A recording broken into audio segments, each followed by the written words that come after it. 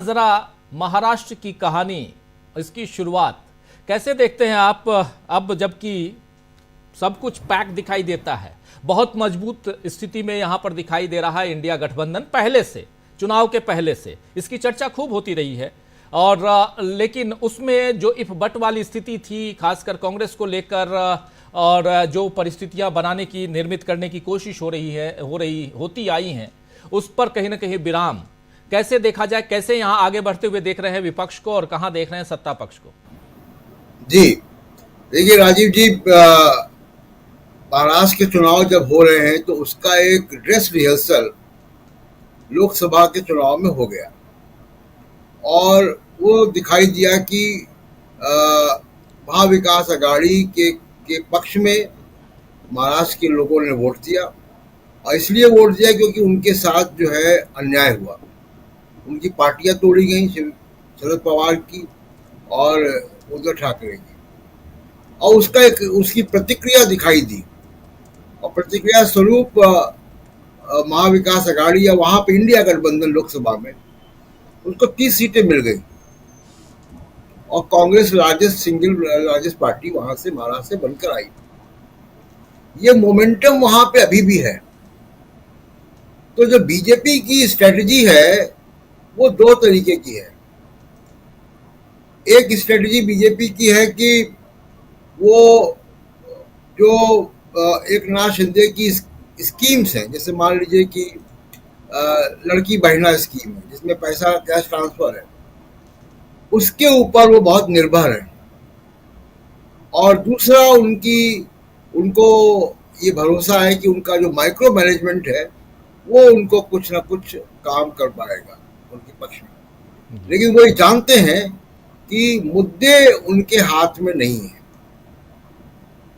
जैसे मान लीजिए कि एक हमको दिखाई दिया, लोकसभा के इलेक्शन की बात बता रहे हैं, बदलापुर में जब बच्चों के साथ हुआ स्कूल में जी, तो किस तरीके से लोग सड़कों पे आए एक नाथ शिंदे की सरकार के खिलाफ। तो एक नाथ शिंदे की सरकार के खिलाफ एक एंटी इनकम्बेंसी महाराष्ट्र में देखी जा रही है, और वो इतनी बड़ी एंटी इनकम्बेंसी है कि वो लाडली बहना जैसी स्कीम से शायद पट ना पाए। दूसरी, शिवाजी की जो मूर्ति कोलैप्स हो गई सिंधुदुर्ग में जी। और दूसरा एक बड़ा इशू वहां पे इस वक्त जो महाराष्ट्र में देखा जा रहा है वो है महाराष्ट्र के तमाम सारे प्रोजेक्ट गुजरात में भेजने का।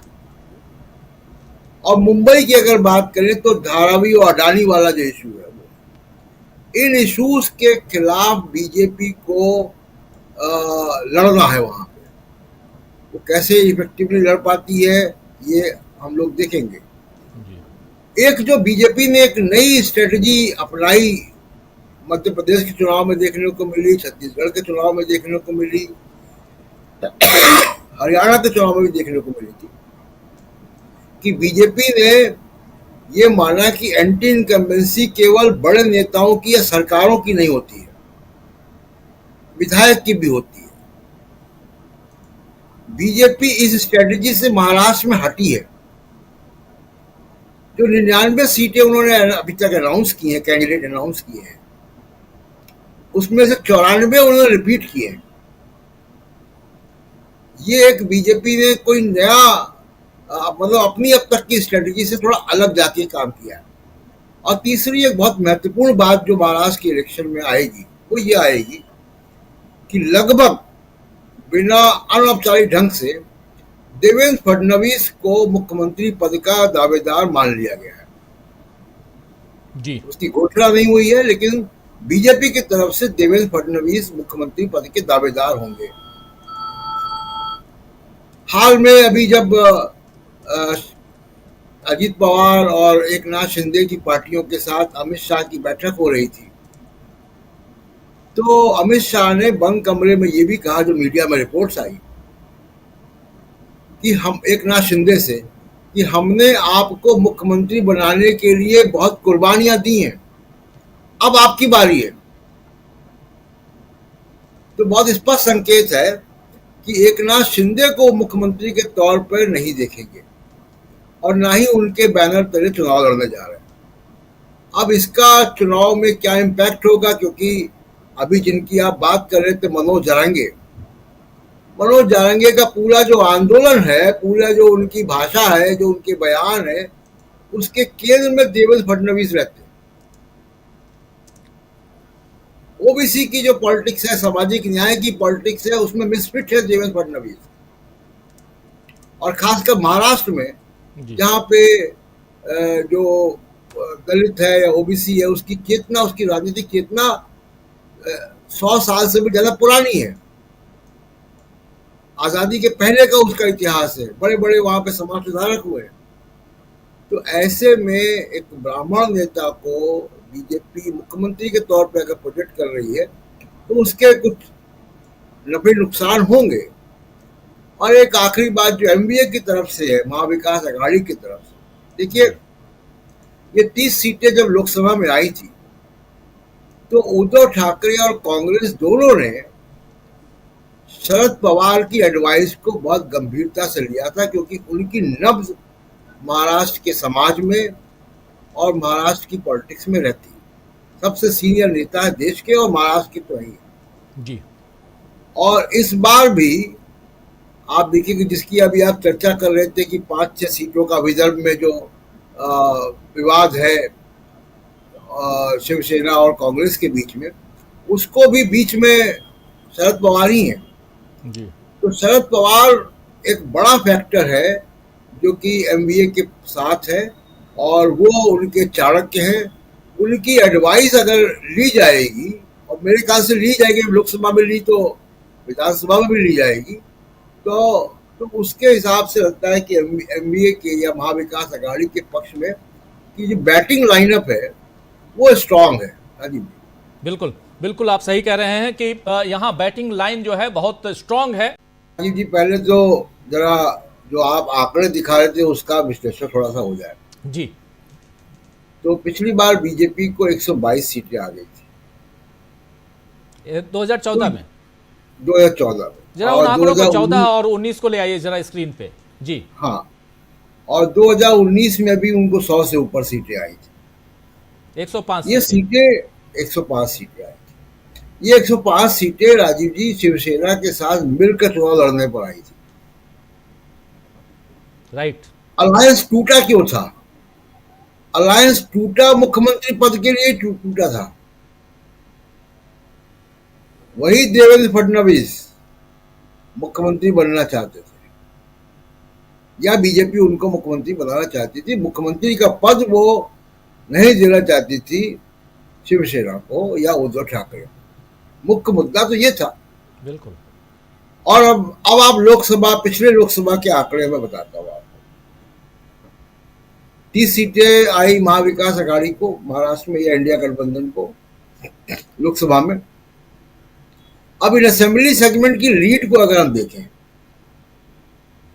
तो 158 असेंबली सेगमेंट में महाविकास अघाड़ी लीड पे थी, और 145 सीटों पर महायुति की लीड पोजीशन थी असेंबली सेगमेंट में। ये अभी के लोकसभा की बात कर रहे हैं आप? जी, 2024 के लोकसभा की बात कर रहे हैं। वो उन आंकड़ों को भी जरा 2024 का जो लोकसभा में विधानसभा वार कौन कहां कितना आगे है, जरा ये देख लीजिए। जो आप कह रहे हैं ये वही आंकड़े हैं। विदर्भ में 62 सीटें हैं टोटल, जिसमें से बीजेपी 15 पे, शिवसेना जो शिंदे गुट है प्रशांत जी वो 4 पे।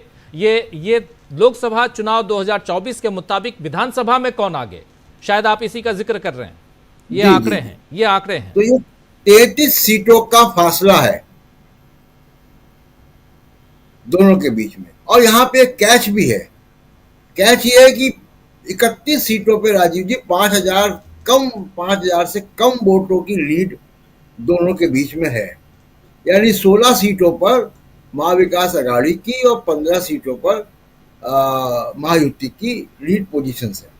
लेकिन कुल मिला के जो लीड पोजीशंस हैं वो 158 है, जो मेजॉरिटी मार्क से ऊपर है। और इनकी, लेकिन वो क्लोज फाइट है वहां पे।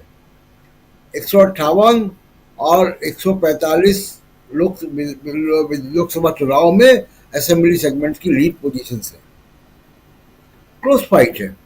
अब इसमें सबसे बड़ी जो दुविधा है बीजेपी के लिए वो ये है कि, और जो उनके, मैं कुछ खबरें देख रहा था कि उनके आरएसएस के या बीजेपी के वर्कर्स, उनकी ट्रेनिंग क्या चल रही है कि वो जनता के बीच में क्या मुद्दे लेकर जाएंगे, तो वो एक नाथ शिंदे को ओन नहीं कर सकते।